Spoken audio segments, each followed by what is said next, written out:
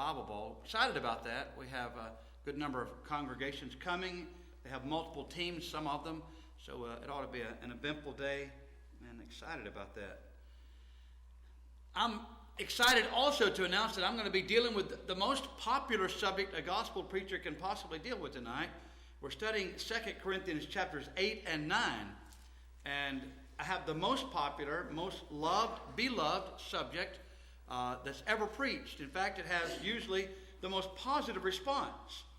Whenever we deal with the subject of giving, brethren seem to be joyful and rolling down the aisles, throwing their hands up, singing and rejoicing, that sort of thing. So we're going to sing and rejoice tonight while we cover the subject of giving.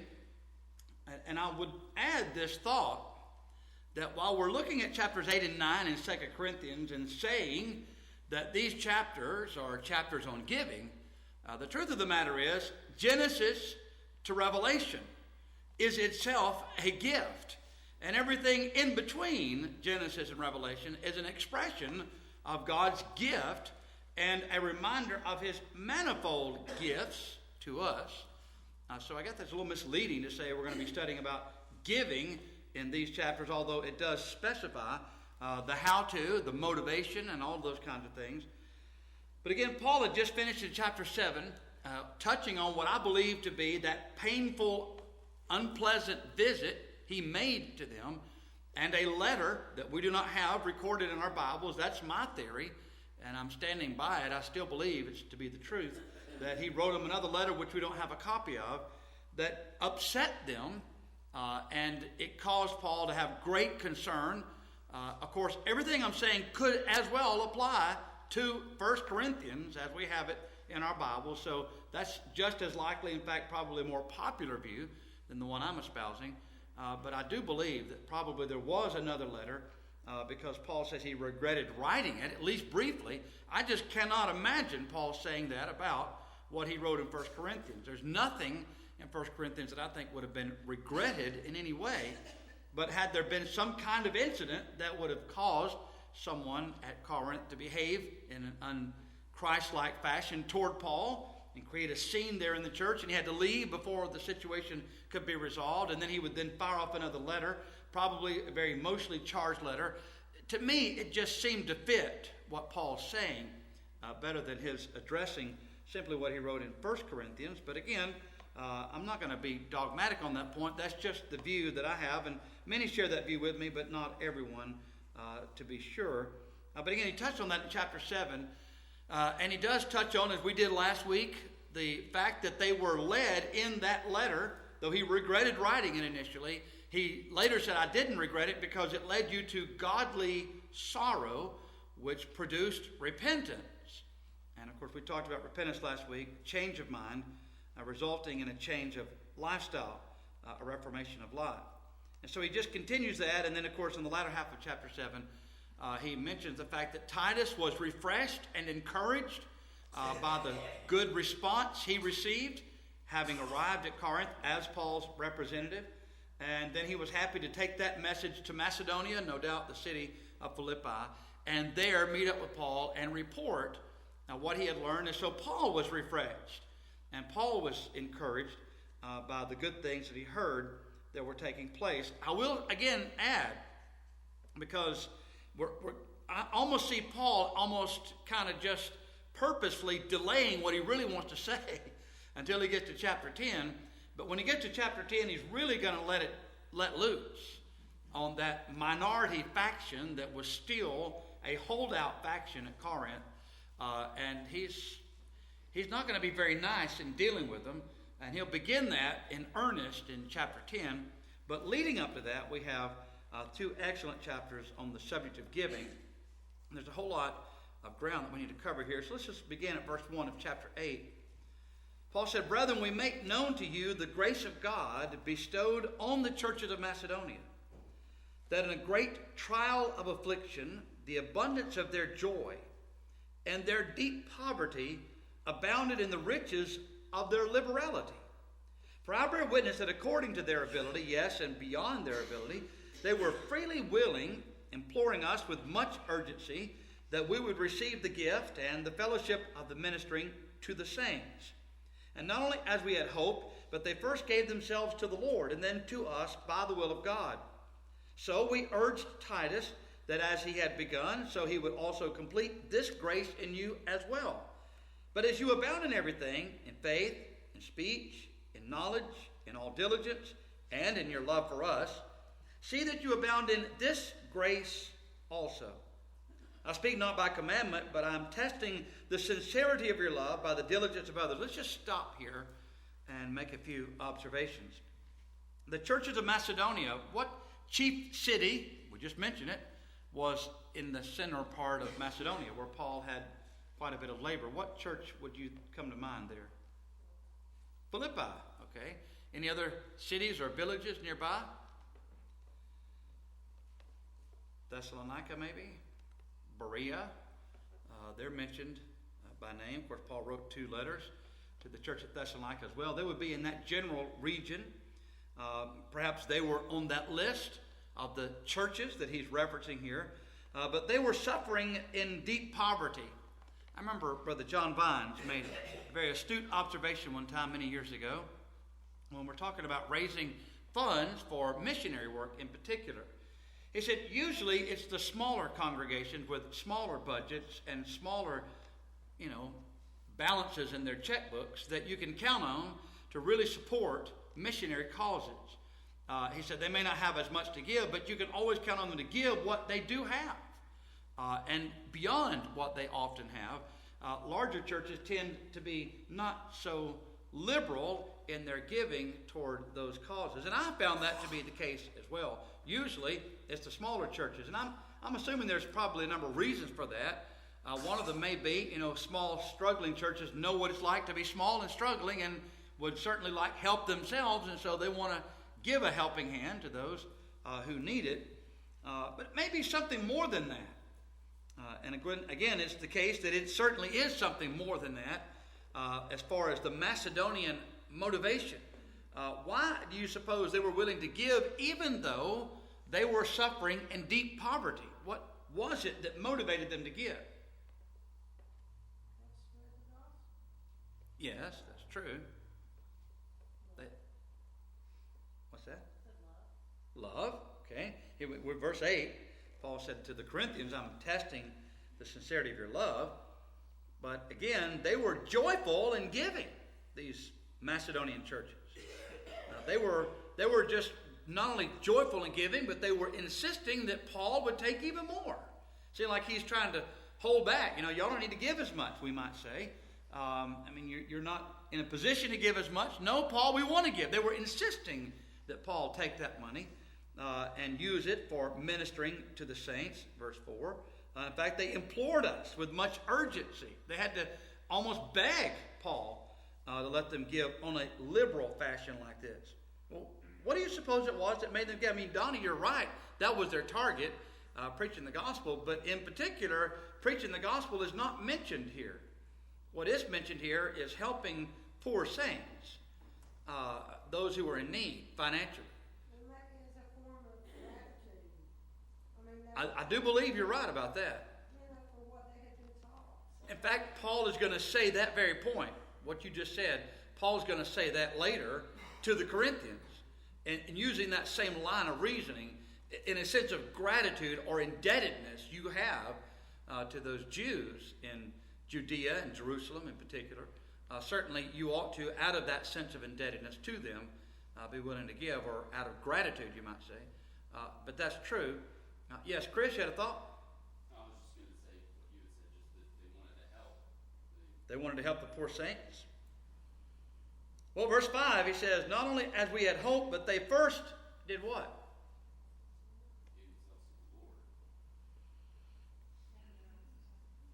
Is it true that if a church is struggling meeting their budget and they can't seem to meet their budget and they rarely ever surpass their budget and very little gets done because they're so tight with the money, is it possible that many of the members of that congregation have not yet given themselves to the Lord? Would it make sense if we had all given ourselves to the Lord, if indeed we have all given ourselves to the Lord, that we would ever have money issues. I travel to a lot of congregations, particularly in the summer months. I go all over. I get to see a lot of different places. I visit a lot of congregations, many which are much larger than this one, many which are much smaller than this one. But percentage-wise, and I'm not picking on us, I'm just making an observation. Percentage-wise, our giving here is pretty steady with our budget, but it really does not reflect the number of people that we have worshiping here. And that's always troubled me. I'm not sure why that's the case. Again, I'm dealing with the most popular subject I could possibly deal with, so let's just open this can of worms in the right way tonight, and let's begin dealing with it as best we can. When you think about a $4,500 a week budget in a congregation of 200, 225 members, I know we have a lot of babies, a lot of young people, a lot of people who don't work, a lot of elderly people. That's true in every congregation. I go to congregations that have maybe 50 to 75 members present on Sunday morning, and their giving is almost what ours is. And you look around the audience, and most people have hair problems like my own, or if they have hair hanging on, it's white or blue, or they're not the working class. And so you think, well, if these people are on fixed incomes or retirement stipends, how is it that they're able to give more than we give? And we have a congregation full of able-bodied workers. Those are just thoughts that we need to have. And I'm saying that to be preachy. Yes, I'm being preachy. And I'm saying it because when we read what Paul is saying here about these Macedonian churches giving out of deep poverty, the reason they were willing to do that and insist that their money be received was because they had first given themselves to the Lord. So I guess the question I have is not why aren't we giving more? I'm not Keflo Dollar. I'm not worried about how much money we have per se. I'm more worried about how strong we are spiritually and how close to the Lord we are. And you say, but you can't really gauge that by money. Oh, yes, you can. In fact, Paul said that right here in verse 8. I'm not saying this by commandment, but to test what? The sincerity of your love. You can say, and we often do with our words, I love you, but saying it and actually demonstrating love. John did say, let us not love in word or in tongue, but in deed and in truth. And so we put our money literally where our mouth is. And so when you think about the Macedonian motivation, first of all, they gave themselves to the Lord. Let's go back to verse 8. I speak not by commandment, but I'm testing the sincerity of your love by the diligence of others. For you know the grace of our Lord Jesus Christ, that though he was rich, yet for your sakes he became poor, that you through his poverty might become rich. So he mentions the Macedonians as a motivation to the Corinthians. They gave out of deep poverty. But then he mentions Jesus. Though he was rich, how much did he give up of his riches? He gave everything up. He sacrificed his position in heaven, literally. Stepped off the throne of God itself, became one of us, gave himself, was born to a poor family. They couldn't even have a place for him to be born properly, basically in a stable with the animals when he was born into the world.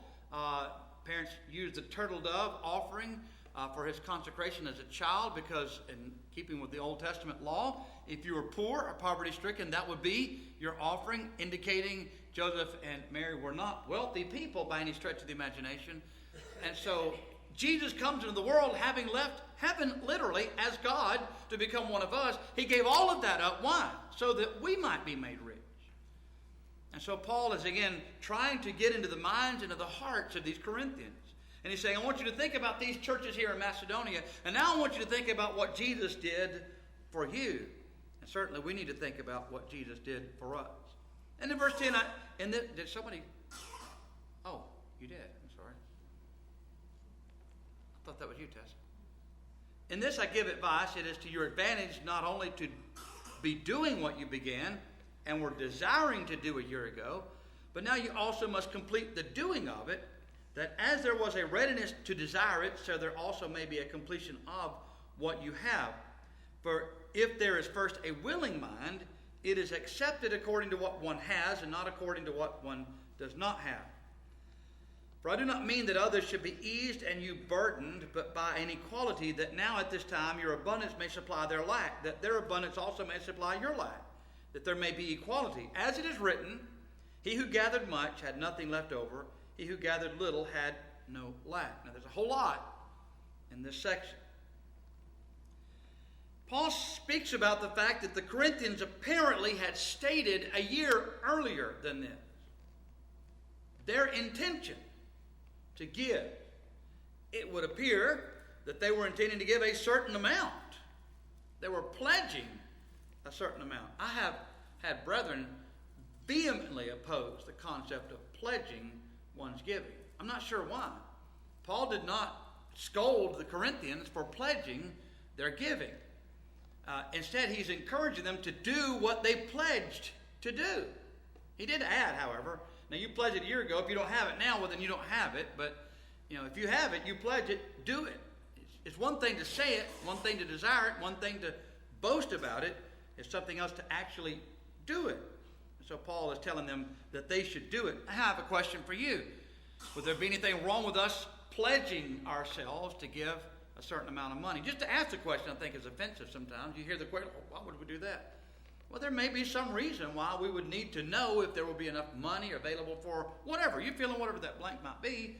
But how would we be able to plan for that future event if we didn't have pledges from individuals who said, I will commit X number of dollars over so many weeks, or by the end of so many months, I'll be able to give X number of dollars to contribute toward, let's say, paying down the debt on the building, or whatever our particular situation might be. Now, I certainly see nothing wrong with individual members or congregations making such pledges. Certainly the Corinthians did, but Paul is urging them to go ahead and complete what they said they were going to do. And then, of course, he starts this equality thing. And this is something we have to be very careful in our reading. What does he mean, and what is he saying? He's referencing Exodus chapter 16. In Exodus chapter 16, the children of Israel were once again complaining they had nothing to eat. And so God provided food for them. And what was that food? Manna. Why did they call it manna? Well, it came from heaven. Why did they call it manna? They didn't know what it was. And it had a certain texture and taste and look. And how did it come to their tents? It just appeared on the ground, didn't it, with the dew. And so when God freely gave Israel that bread, and it was free bread, God provided it for them. He regulated the gathering of it, depending on the size of your family, how many people you had to feed in your tent. And so whatever that number is, however many in your tent, you gathered that much. Don't gather more than that. Don't gather less than that. Just gather what you need. If you have a smaller family, you gather less. Now, did they initially listen to and heed Moses' instructions about the manner of their collecting that manna? They did too much, it's ruined it. When they got too much of it, it had worms. It was ruined overnight, and it stank. And God and Moses both were very angry. And again, when Jesus said, man shall not live by bread alone, but by every word that proceeds from the mouth of God, it came from that context where God was testing Israel. He could have just had the bread appear in their tent, couldn't he? If it appeared on the ground, he could have had it just appear in their tent based on the number of people in their household. God certainly knew how many each tent had in it, how much bread they would need. But rather, he let them go out and gather it for themselves. But there's several lessons that could be gleaned from this. When you think about God providing for us, when you think about manna being the sustenance for their wilderness wandering, in a sense, in fact, not just in a sense, in reality, we are wanderers throughout our life on this planet. Our entire existence is a sojourn. It's a wandering of sorts in the wilderness. And while we're here, God provides for us. Now, big families need more provisions to feed more mouths, clothe more backs. Smaller families need less, so on and so forth. There's a principle here. I think you could say this principle is leading. While we're living in this world, should we have an aversion to having money? Should we have an aversion to having enough money to feed our family? Should we have an unhealthy desire to accumulate lots of money so that when we die we'll have all this money piled up in the bank somewhere? Because how much of that money are you going to take with you? So really there's a principle here when you think about it. When you look at Jesus, he's our example here. When he left planet Earth, how much did he have in the bank? How many clothes were hanging in his closet? How many closets did he have? Did he ever go without? 40 days. Well, he willingly went without.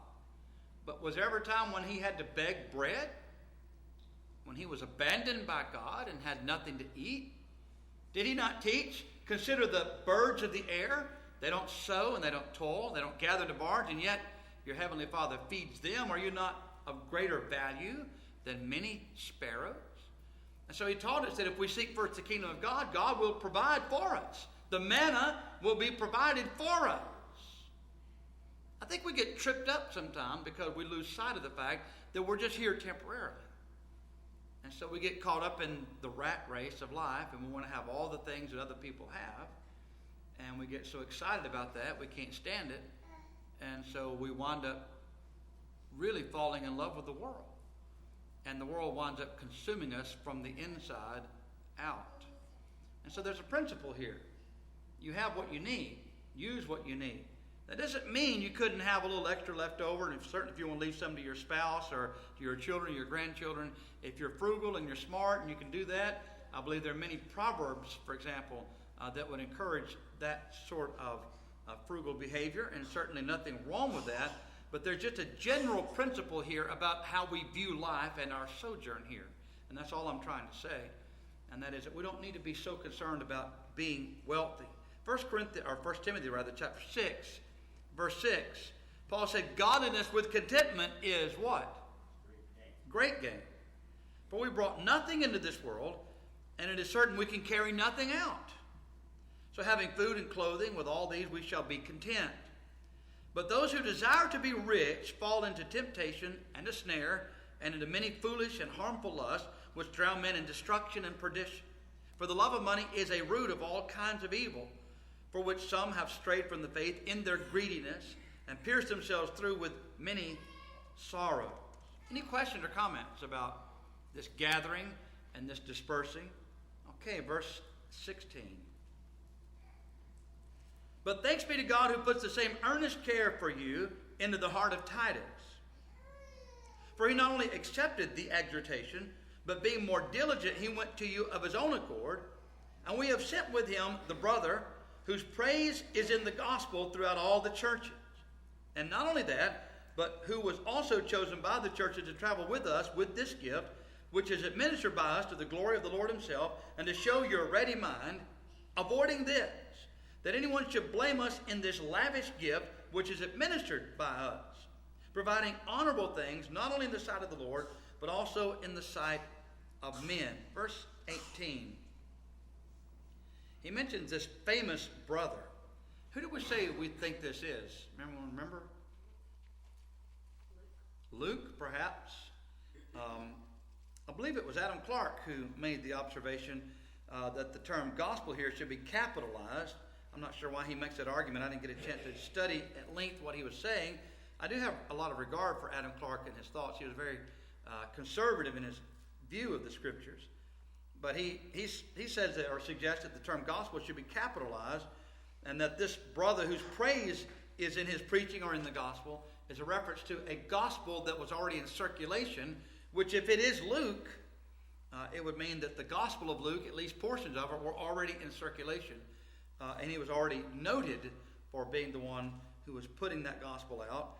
That would be rather interesting as far as dating the gospels. I don't know that it's really that important to get into this discussion in this class, but certainly it is intriguing to think who Titus is in relationship to Luke. I I believe it's very likely they were, in fact, flesh and blood brothers, both of them being Greek. Luke being the only non-Jew writing a book in the Bible. Of all the books we have in the Bible, Luke wrote 2. And of course, that's significant. And brother of Titus. Paul had great regard for both of those men. But then he says in verse 20, trying to avoid this, did anyone blame us in this lavish gift? Do you imagine how much money had been accumulated from the churches of Galatia, the church of Macedonia, and now here we're in Achaia or around Corinth and that region? How much money did Paul collect? We don't know. But there was apparently a large sum of money. Now, if people are saying, in essence they were saying of Paul, he's ugly. He doesn't speak well. He doesn't understand the gospel like the other apostles do. I mean, they were saying all kinds of unkind and hateful things about Paul. Can you imagine if Paul just took this money himself and put it in some kind of briefcase or whatever they had to carry in those days and took it to Jerusalem? What people might say about how he handled those funds? He's laying down a principle here, though, that applies to elderships, business meetings, deacons, ourselves individually and our families. Things should be done honorable in the sight of all. Why do we have financial reports? Accountability. Well, we're raising all this money. Where's it going? What's it doing? And what are we doing with that money? So we have financial reports. Nothing ever should be hidden from a congregation of God's people that are giving their money freely. They need to know and know every dime that is spent, why it was spent, how it was spent. They have every right to know. It's the money that we give collectively as a body of people. All of us have a right to know. And whenever someone in the leadership says, well, people don't have a right to know, that's none of your business, none of your concern, you're going to have serious problems. I would have a serious problem with a preacher or a group of elders or anyone else that said to me, if I were asking, well, why do we have this money? Why do we raise?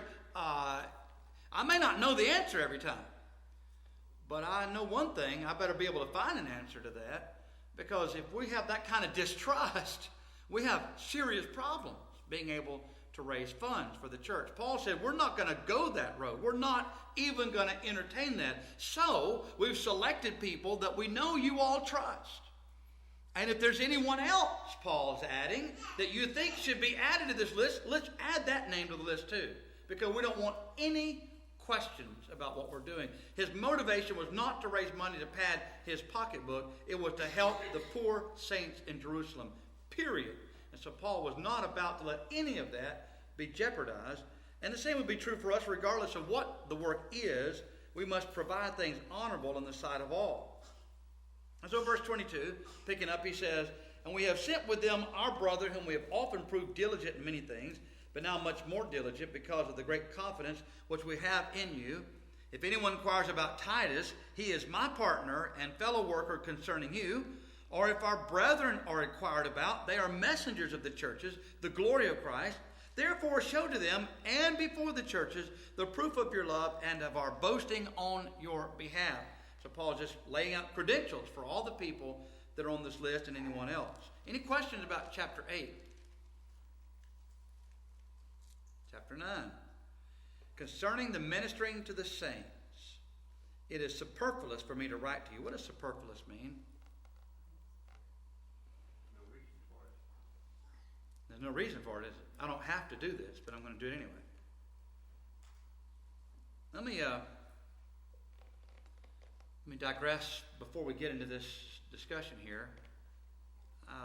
About 20 years ago, 25 years ago, let me get my mind straight here. About 25 years ago, it's been a long, man, time flies, doesn't it? About 25 years ago, I was working in a reconstruction project in the church at Carrollton. It was late one night. It was about 11 o'clock at night, and I was working with this good brother, and we were restoring the facilities there so we could move the church there on Highway 27. And I remember having a lengthy discussion with this good brother about church funds and how funds could be raised and what funds could be used for. And he didn't come right out and say it, but I knew at the time he was really leaning toward it being a sin for churches to take money out of their treasury and help orphans' homes, for example, or to help people that were not members of the church. And there is a sizable number, even to this day, of our brethren who stringently oppose the concept of helping someone from our church funds that is not a member of the New Testament church. Now, I'm not trying to stir any trouble here. I'm trying, and I'm going to, in fact, lay that to rest, ever raising its head in this congregation. Look in the latter part of chapter 9, because Paul is addressing the poor saints in Jerusalem. And I think sometimes when we hear this discussion about the poor saints in Jerusalem, we assume, well, that's the only people that we can help, are poor saints. That's not true. Paul said in verse 13 of this same chapter, while through the proof of this ministry they glorify God for the obedience of your confession of the gospel of Christ and for your liberal sharing with them, that's the saints, and who? All men. And all men. Now this the very chapter where often the argument is made that only saints can be helped. If you go over to the book of Galatians, which we're studying on Sunday morning, and you look at chapter 5, Paul makes a very clear case here again. He says, what verse was that? 6 verse 5, isn't it? 6 verse 10. Verse 10. Yeah, okay.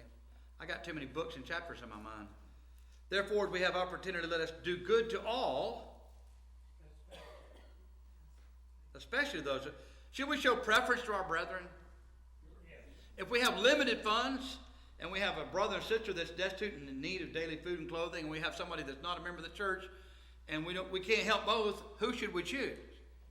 The brother or sister, of course. But it's one thing to say we have a preference for one. It's another thing to say we will never under any circumstance help someone who's not a member of the church. You know, even in the Sermon on the Mount, Jesus addressed that. You know, he said, to be perfect as our Father in heaven is perfect. And what did he mean by that? Sinless? No. He meant by that, and he illustrated for us what he meant by that. God sends the rain and sunshine on who? So do the unjust, do sinners receive blessings from God? Every day. And so should we then be perfect as our Father? So if our Father is able to provide good things to heathens, could we not provide good things to heathens? Well, certainly. Jesus told us to do that. And so again, it's a gross misrepresentation of what Paul is saying in this chapter. He is certainly talking and discussing in this context about helping the poor saints in Jerusalem. And he said, it's superfluous for me to write this to you. He said, I know your willingness, verse 2, about which I boast of you to the Macedonians, that Achaia, that's where Corinth was ready a year ago, and your zeal has stirred up the majority. So again, he's giving us some insight here. While Paul's bragging about what the Corinthians have pledged to do at Macedonia, those poor brethren in Macedonia are willing to give more than they should have given, Paul said, and probably because Paul said, I was bragging about you all to these Macedonian Christians. He said, yet I have sent the brethren, lest our boasting of you should be in vain in this respect, that as I said, you may be ready, lest if some Macedonians come with me and find you unprepared, we, not to mention you, should be ashamed of this confident boasting. Therefore, I thought it necessary to exhort them. In other words, he's just explaining why he's sending these brethren ahead of himself with this letter we're now reading. He's sending these brethren ahead of himself, and he's saying, get ready, because some of these Macedonian brothers might come with me. And I don't want you to be embarrassed, and I don't want to be embarrassed. So get ready. So, Pat, Yes? I'm assuming then that we're reading the third letter. The fourth letter. Perhaps, yeah. Because you have one that's not recorded. We know 1 Corinthians 5 mentions that. And then there might have been, there 1 Corinthians, and there might have been one between 1st and 2nd. We're just guessing on that, but very likely there was. And then this would be, well, it'd be the fourth. Because the one we don't have, 1 Corinthians. The third we suppose they had. And then this, if my view is correct, I mean, just a guess. And it's just a guess, and it's all it is, because all we can do is speculate about what he's referring to in some cases, because it's just not, he doesn't specify whether he's talking about that 1 Corinthian letter. So, and it just seemed to me that the way he talks about that letter, it just doesn't sound like, to me anyway, it doesn't sound like that 1 Corinthian letter. I don't know anything Paul would have written there that he would have regretted writing. So, from the standpoint of God's providence, there's no need for those other letters. Obviously not. Well, all I can say, and this question comes up quite a bit, because we do know for a fact there are books that are letters, should I say, that were written by Paul and others that we do not have in our Bibles. In the book of Colossians, wasn't it? Paul mentioned a letter to the Laodiceans, which we don't have. Unless, and some have argued that that was the letter to the Ephesians, so-called the Ephesian letter. But I don't take that view. I think the Ephesian letter was the letter to the church at Ephesus. Even though that original title, what may not have been there in the original manuscripts, I still believe it was that church that chiefly received that letter initially. I believe there was a letter to the Laodiceans. We just don't have it. It's just not recorded for us because it was superfluous. We didn't need it. It would be superfluous to have that letter that Paul wrote about fornication when he dealt with it so extensively in 1 Corinthians and 2 Corinthians. He didn't need to deal with it again in that other letter. We could argue that. We don't know that's the reason, but that may be a reason why we don't have it. So, Say an amen, brother. I think so, yeah.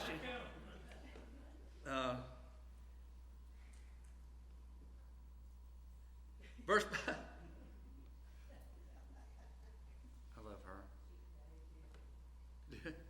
Verse 5, therefore I thought it necessary to exhort the brethren to go to you ahead of time and prepare your generous gift beforehand, which you had previously promised, that it may be ready as a matter of generosity and not as a grudging obligation. Again, you see how he's really he's poking them pretty hard. You know, he's laying it on thick, Paul is. And he's making sure the Corinthians know that this has to be done for the right reason. And he's given them examples of others who have given. And so then he begins verse 6, what we're most familiar with. This I say, he who sows sparingly will also reap sparingly. He who sows bountifully will also reap bountifully. So let each one give as he purposes in his heart, not grudgingly or of necessity, for God loves a cheerful giver. Now, when he speaks about sowing and reaping, what's he talking about? What's the metaphor here?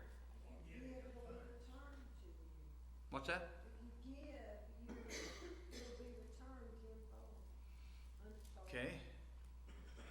Give and it shall be given to you, good measure, pressed down, shaken together, running over, shall men give into your hand.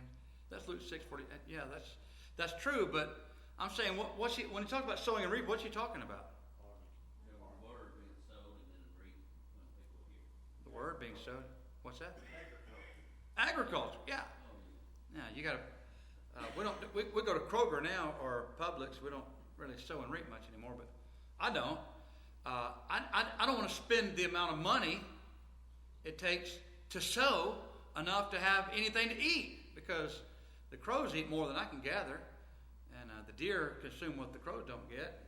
The slugs finish off what they left, and what's that? I've sown bountifully, and I've provided bountifully to all the critters in Carroll County. I feel like Pharaoh in Egypt. I really do. Every time I plant my gardens, I'm like, it's just gone. I hadn't had locusts yet, but I'm sure that'll come. God's feeding the birds. What's that? What? I said that's the way that God's feeding the birds. Well, he does. I've been feeding a lot of birds that way. You're right. But what you get back from what you give is not necessarily, a lot of people give money thinking if I give this amount, I'll get a whole lot more back from somewhere. But that's not necessarily what you get. That's true. I agree with that.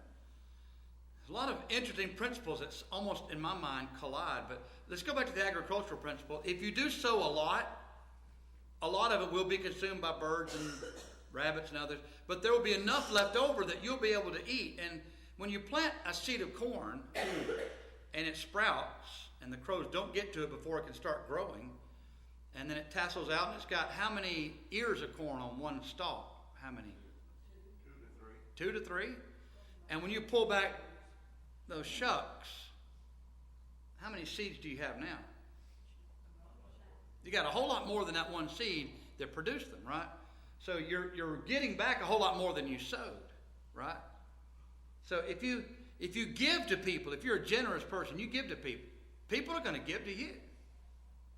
I mean, that's just the way life works. It's just a generous spirit is generously treated, and stingy people don't typically get a whole lot. They might hoard a lot, but they don't have a whole lot given to them. But again, that's not really the point here. The point is, if you sow bountifully, you reap bountifully. And we say, well, what are we sowing here? And we say, well, we're sowing money. In the context, he's talking about giving monetarily to relieve the poor saints in Judea.